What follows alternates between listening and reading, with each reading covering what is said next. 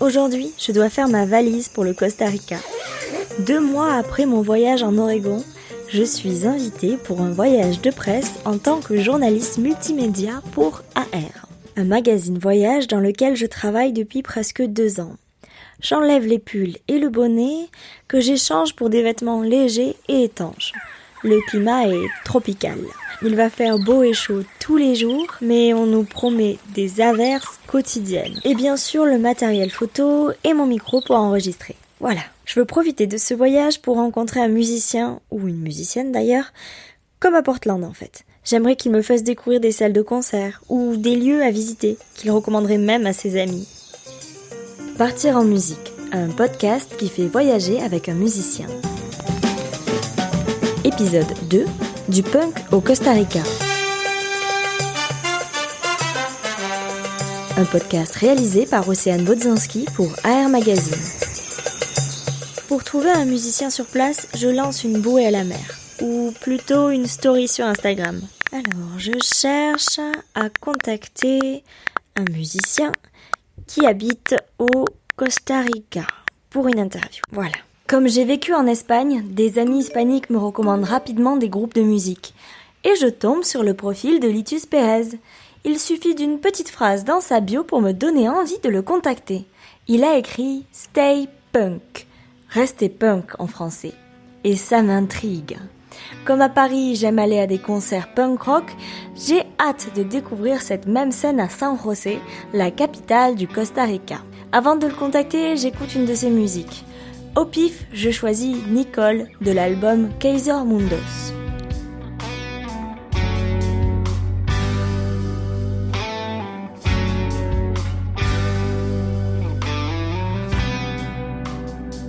Litus est pianiste pour le groupe Kaiser Moon, au départ un groupe de rock progressif instrumental, qui a évolué et qui est maintenant plutôt un groupe de musique du monde.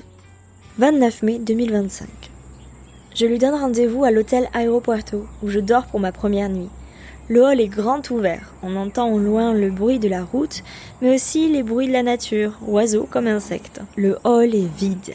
J'en profite donc pour m'installer dans le canapé et allumer mon micro juste avant que Litus arrive. Hola. Hola, Litus. Litus Pérez est un musicien costaricien. Il est né à San José, la capitale. Et il a commencé la musique à 8 ans avec le piano, puis il a continué avec la guitare. Et à 18 ans, il a formé son premier groupe. En fait, il est tellement passionné qu'il est même devenu journaliste et attaché de presse dans le domaine musical. How can you, when neither modern science nor philosophy can explain what life is? Pour moi, la musique et l'art en général, c'est comme jouer. J'aime dire que faire de l'art est quelque chose qui me permet de rester proche de l'enfant qui vit en moi, qui a appris à faire de la guitare à l'âge de 10 ans. Ça m'enthousiasme de ne jamais cesser d'apprendre et d'essayer de nouvelles choses. Pas de crête dressée sur la tête ou de vêtements déchirés. Litus Pérez porte aussi fièrement sa casquette que sa moustache. Et dans son nez, un anneau au septum scintille. J'adore être punk. Les punks d'aujourd'hui n'ont rien à voir avec ceux des années 70. Ça, je l'ai déjà constaté dans la scène émergente parisienne qui s'éloigne tout autant des clichés. Être punk, c'est pas seulement être anarchiste. Être punk, c'est être responsable de ses paroles, de ses actes, de ses sentiments et de son impact sur le monde. C'est créer une communauté. C'est de ne pas donner un amour médiocre, car tous les êtres humains, où qu'ils soient, méritent un amour véritable. Je pense que le punk redéfinit l'amour que nous portons à nos amis, à notre famille et à notre partenaire. Je pense qu'être punk, c'est aussi être fidèle à soi-même, défendre ses idées et surtout les exprimer, les communiquer et comprendre que ce que nous disons peut changer la façon dont un pays ou un continent pense. Pour Litus, le Costa Rica ne sera jamais une référence musicale si le pays ne comprend pas qu'il doit travailler avec toute l'Amérique centrale et inversement. L'Amérique centrale se trouve actuellement à un moment où chaque pays qui la compose commence à comprendre que nous devons nous considérer comme un tout. Le Costa Rica a de nombreuses opportunités pour devenir le pays de référence de la région. On a besoin de superstars. On doit montrer l'exemple à la petite fille de 9 ans qui est chez elle et qui veut convaincre sa mère de lui acheter une guitare, ou à un enfant comme moi qui à l'âge de 8 ans a réussi à convaincre son père de lui acheter un piano. On a besoin de ces gens. Ce sont eux qui verront l'âge d'or quand nous on sera morts. Même si ce n'est pas encore le cas et qu'il n'y a pas encore de superstars, il y a de nombreuses scènes où jouer et écouter de la musique au Costa Rica. Mon préféré actuellement, c'est la Mercado La California, qui se trouve dans le quartier de La Cali.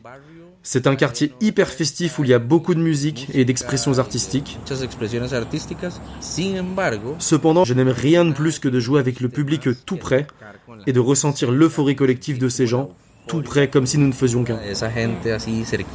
La vie nous a permis de voir et de travailler avec de nombreux grands artistes et de différentes parties du monde. Et même si nous avons toujours un accès illimité aux concerts, il y a toujours un moment du spectacle où j'aime être dans la foule. J'aime être en bas parmi les gens pour me reconnecter avec moi-même.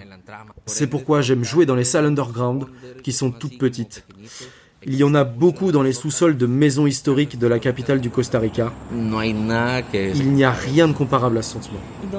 Et où est-ce que tu aimes écouter un concert? C'est pas pareil d'écouter et de jouer. Non, je suis un mélomane. J'apprécie les concerts dans un parc, dans une maison, dans une petite ou une grande salle. Mais je peux te dire que j'aime beaucoup écouter les artistes de musique électronique. Le Mercado La California, c'est une super salle. Et j'aime aussi le centre des congrès pour les possibilités et les opportunités qu'il offre en termes de production technique. On peut faire des choses plus risquées, non? Et enfin, je dirais le Parque Viva. Même si c'est un endroit difficile d'accès, je trouve que c'est un bon endroit où venir.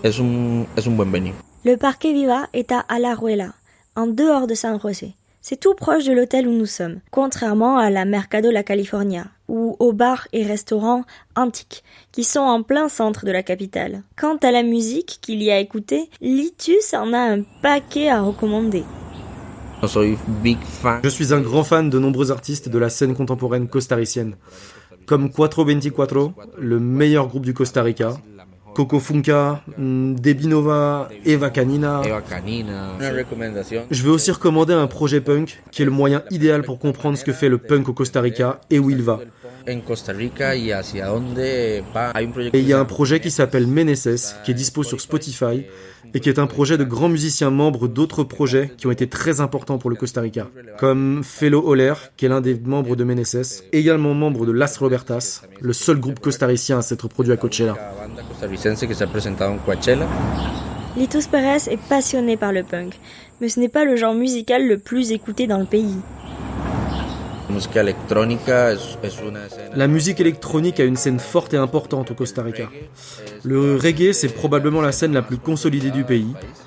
Il existe aussi d'autres styles musicaux qui survivent dans l'underground, comme le punk ou le hardcore, et le metal aussi en fait partie.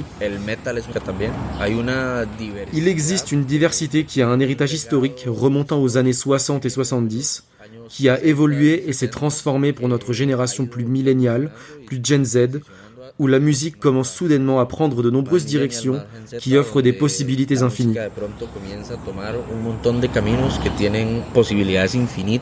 Et le Costa Rica, qui est petit, en Amérique latine, est le reflet de ce qui se passe à l'échelle mondiale, où les genres commencent à se mélanger et où apparaissent des projets dont il est difficile de cerner le genre. Ils évoluent donc dans différentes scènes, ce qui leur permet de se développer, ce qui est une bonne chose car le Costa Rica est un pays qui se caractérise par sa diversité. C'est fou de penser que le Costa Rica est un épicentre biologique et naturel de la diversité dans le monde. La diversité fait donc partie intégrante de l'identité même du Costa Rica, et cette identité se reflète dans la musique et dans de nombreuses autres disciplines artistiques. Le Costa Rica est réputé pour sa biodiversité, l'une des plus riches au monde. Le pays a d'ailleurs fait de l'écotourisme un pilier de son développement. On va donc quitter la capitale, San José, et je vous amène observer les cétacés au parc Marino Ballena. C'est parti pour 4 heures de route pour rejoindre la côte pacifique. Ensuite, on embarque sur un bateau. Attention, il faut se mouiller les mollets. La zone est protégée. Il n'y a aucun ponton pour grimper dans le Zodiac depuis la plage. La vérité, c'est qu'en mai, je n'ai vu aucune baleine. La période idéale est de juillet à octobre. Par contre, j'ai vu des pélicans avec leur long bec et une poche de peau pour gober tout un tas de poissons. C'est l'oiseau qu'on voit dans le monde de Nemo. Il y a aussi des frégates qui planent au-dessus de l'eau avec leurs longues ailes noires sans jamais plonger. Contrairement aux fous qui, eux, plongent pour trouver leur nourriture. Non, les fous, ce n'est pas ce que vous croyez, ce sont des oiseaux, avec tantôt les pattes rouges, bleues, noires ou oranges, selon la variété. Mais leur caractéristique principale, c'est qu'ils piquent la nourriture des dauphins. Donc, quand on les voit, ça veut dire que ces cétacés ne sont pas très loin. Ça vaut vraiment le coup de s'arrêter au parc Marino Ballena. Il abrite aussi des récifs coralliens, mais surtout, il les restaure. Direction la plage Tortuga, dans une réserve dédiée où les espèces locales sont cultivées pour se reproduire sexuellement. Oui, aussi étrange que cela puisse paraître, les coraux se reproduisent de manière sexuée, comme les animaux et comme nous. Pablo Piedra, biologiste, a vu l'état des coraux se dégrader et de nombreuses espèces disparaître pendant les 20 dernières années. C'est ce qu'il a décidé à s'engager en créant cette réserve. On y apprend que les récifs de coraux sont essentiels à l'équilibre marin. Ils produisent davantage d'oxygène que les forêts et près de 25% de la faune océanique dépend d'un récif en bonne santé pour survivre. La côte pacifique n'est pas le seul coin pour s'émerveiller de la diversité animale. Direction Cotobruz, proche de la frontière avec le voisin Panama. Au cœur de la station biologique de Las Cruces, le jardin botanique Wilson permet d'observer une partie de la biodiversité du Costa Rica. C'est ici que je pose mes valises pour 2 nuits. En me baladant dans le jardin, je croise un toucan de Swanson, un écureuil à queue rouge, la pénélope de coca perchée dans un arbre et quelques colibris furtifs. Le jardin compte plus de 400 espèces d'oiseaux et plus de 1000 espèces de plantes, dont le palmier marcheur. Un arbre bien spécial puisque son tronc se sépare à 1 mètre de hauteur en plusieurs petits troncs qui s'engouffrent dans le sol. C'est certainement mon préféré. D'après la légende, il se déplacerait réellement. Le lendemain, après 40 km en 4x4 bien loin des zones touristiques, on s'enfonce dans la jungle pour observer une légende, le quetzal.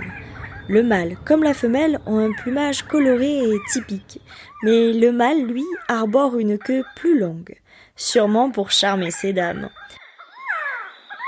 Mais c'est un autre oiseau qui se fait le plus remarquer par son cri métallique si spécial. Pas de doute, c'est un araponga tricaronculé. Il se reconnaît avec ses 3 longues moustaches noires qui entourent son bec. Oui, des moustaches. L'itinéraire est organisé par l'agence Surtrip, avec un guide naturaliste, bilingue et certifié, ce qui est obligatoire pour accéder à cette partie préservée de la forêt. Le repas est enveloppé d'une feuille de bananier. Je me prendrais presque pour une aventurière. Après tout, il y a aussi des panthères dans la jungle. Donc il y a un petit plat à la costaricienne, du riz. Et on a 2 choix ici avec du bœuf et à la gauche avec du poulet. Donc vous pouvez choisir là ce que vous préférez de manger. On ne peut pas choisir tous les deux. Seulement le guide. Il y a encore beaucoup d'autres endroits pour découvrir la biodiversité du pays. Mais le parc national de Corcovado fait partie de mes préférés. J'y rencontre une multitude d'espèces différentes. Par exemple, des coatis. Ces petits mammifères proches des ratons laveurs sont rapides comme le vent. J'en ai vu un passer sans avoir le temps de le prendre en photo. Le guide observe les traces de tapirs et de crocodiles, mais ces derniers préfèrent rester discrets. On remarque 2 grenouilles accrochées l'une à l'autre. En fait, elles sont en plein coït, mais le nom scientifique c'est Amplexus. Quant aux singes hurleurs, ils s'adonnent à leur activité favorite, hurler. Pendant que les capucins, ces petits singes au pelage blond clair sur le haut du corps et noir pour le reste, se balancent de branche en famille. Finalement, j'ai bien compris ce qu'était la pura vida du Costa Rica. C'est une expression qu'ils utilisent à tout va pour dire que tout va bien. Et puis, si ça ne va pas, ça finira par aller mieux. C'était le 2e épisode de Partir en musique, une série de AR Magazine.